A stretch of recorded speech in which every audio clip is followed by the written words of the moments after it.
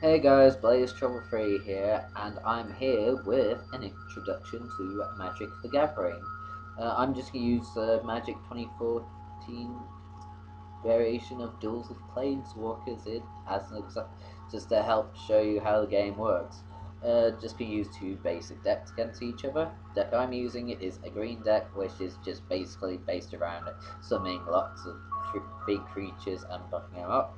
My opponent's going to use a red deck, which has creatures as well, but has more spells oriented towards dealing damage to either your opponent's creatures or the opponent itself.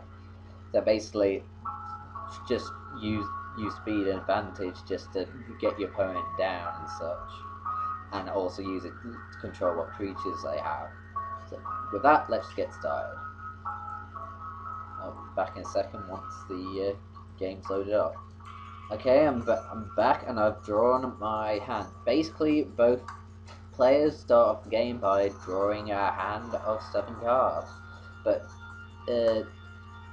as opposed to how Yu-Gi-Oh plays, you can draw a new hand if you don't have a good hand. Normally, in the traditional the physical card game, when you mulligan, you can draw a new hand, but you draw one less than you did last time. But thankfully, with Duels of the Planeswalkers, you've got you get a free mulligan. So I really don't like this hand. I do have a card that can help boost up my mana, but I haven't got any creatures or any early plays at all. So now I'm going to draw a new hand, and it's a bit mana heavy, but it's a better start than I did last time because I've got plenty of mana and I've got a fair few early plays I can go for. So for now, I'm going to keep this hand. My opponent goes first, but thankfully they don't draw. The person who goes first doesn't draw a card, and the person who goes second gets to draw a card. So for now, I'm going to play a forest. Basically, how you cast spells and summon creatures is you have these cards known as land cards. Basically, you can only play one of these a turn, and you need a certain number of these to cast certain spells. For example, my Colonian Tusker, I need 2 forests to summon him, so before I can summon him, I need to wait till my next turn, play a second one, and summon him. So for now, I can't really do much else, and I just have to pass the turn. Just wait for me. Alright, my opponent's turn. She draws a card now, plays a second mountain, and she's going to spend two of her mountains to summon a Crimson Mage, which is one of any land and one mountain. Basically, when you get a blank circle with a number in it, you can use any land to tap any land type to go towards a mana cost. But you also got specific mana cost, which in this case is a mountain cost. So with this, you have to pay a mountain in order towards the mana cost in order to activate this creature spell. Creatures normally have two stats: their power and their toughness. Power is basically how much damage they deal when they attack, and toughness is basically their hit points, how much damage they can take before they die and get sent to the graveyard. In this case, Crimson Mage is power 2 and toughness 1, but most people in Magic just say 2-1, for example.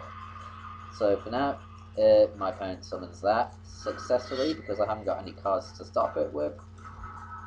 And because she's tapped out of mana, she can't do anything else. My turn, I draw into another mountain, which may come in useful. So I'm going to play that.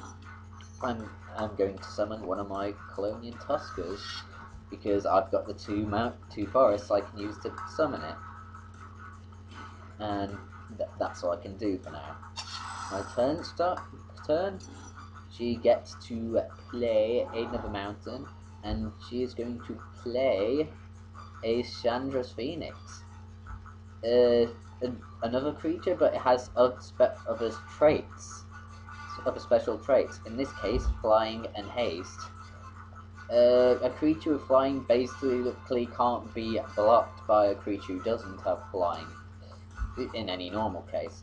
And haste, normally when you summon a creature in Magic, they can't attack the turn they're summoned because they need to tap in order to do so, and there's this mechanic called Summoning Sickness which stops them from attacking the turn they're summoned normally. But with haste, it ignores that, so this creature may prove a problem to me. And also, it's got another condition effect, which says whenever opponent is dealt damage to by a red instance or sorcery spell, if this card's in the graveyard, you can add it from the graveyard to your hand, which will come in useful. So getting rid of it's not going to be easy. So yeah, I can't do much about that. So my opponent gets to summon that big creature with that annoying creature, and she's going to attack with it outright. So now, normally I would be able to block because it's flying. I can't, so I take 2 damage, and she can't do anything else. I've drawn to another fairly decent creature, and Garrett's Companion, and it's got an ability called Trample. Normally, when you attack with a creature and it's blocked, you can only do the damage to that creature and all the excess damage is wasted. But with Trample, if your power is higher than the toughness of the creature that's blocking you, all the normal excess damage deals damage to your opponent directly instead. So this guy will come in useful. So for now, I think I'll play this card. And then, because I haven't played a land yet, I'm going to put down a forest. So now I'm going to attack with my Kalonian Tusker. In order to do that, I need to tap it in order to declare an attack. My opponent may decide to block with his Crimson Mage, but more likely he's just going to let it through and just take the damage so he can make use of it later. So because now my creature is tapped, I can't block with it this turn. And my opponent's drawn and activated a sorcery known as Disintegrate. Basically, you can pay a mountain and any amount, at least 1 or more other lands in order to deal damage equal to the number of other lands you've used to cast this spell. So my opponent's going to tap it for 3, which is going to deal 3 damage to my companion, which destroys it and also exiles it in the case of this card. Now my opponent's going to tap for 4 because I haven't got any blockers, and it's going to hurt me a fair bit. Anyway, my go again. I draw into another forest. Hopefully I can draw some more spells as opposed to lands that help me out. I've got a few options here. I could either summon another Kalonian Tusker to help build up my monster force, or I could play a Gloom Widow, which has an ability called Reach, which will allow me to block. Reach basically means I can now block flying creatures as opposed to normal creatures, but it's also got a special effect saying that I can only block big creatures with flying. So, because she's got a flying creature which is going to annoy me a bit, I am going to summon the Gloom Widow. And because I haven't got anything else I can afford to cast, I'm not going to cast anything else. But I think I'm going to go for the attack again just to even up the life total. Hopefully it goes through without a hitch, can't block it, and I get to deal 3 damage directly. And I can't do anything else this time. My opponent now has a spell called Chandra's Outrage. Basically, it can deal 4 damage to any one of my creatures, and then it does 2 damage to me directly, which is slightly annoying. So she's going to use it on my spider just summon, and I also take 2 damage myself. And then she's going to play a land, and then she's going to attack with both my creatures again. At this rate, I think I'm going to lose because she's just going to keep destroying my weaker creatures and attack over them. Unfortunately, I've drawn to another land, so all I can do now is just play a land, summon one of my guys, and then what I can do now is I can play Oakenform. Basically, it's an enchantment aura. Basically, how these works, if you played Yu-Gi-Oh, it basically acts like a equipped spell card. You pay the cost to cast it, you attach it to a creature, and then that creature attached with it gets a certain bonus. In this case, my creature gets an extra 3 power and extra 3 toughness. So, for now, I'm going to play that. I'm going to cast it on my my guy that's been around for a while, because no point using it on him yet, because he's only just been summoned, can't attack this turn. So for now, I'm going to attack with my 6/6 to deal a massive damage to my opponent and cut shop a bit. And sorted. We're now equal on life again. Now it's my opponent's go again. Goes straight to the combat and just do 2 damage with the Chandra's Phoenix. Because my opponent realises I've got a fair bit of offense, it's going to hold the creature back for blocking now. But now, she's going to summon another creature, which is going to be a pain to deal with, because when it's got flying as well, and when it dies, it gets to deal 3 damage to either one of my creatures or to me directly. So that's going to be a pain. And it also got effect is when it's in the graveyard, you can pay this certain cost here to return it to your hand. So yeah, that's going to be the pain to get rid of permanently as well. So for now, I've just drawn into a really good card which could win the game for me.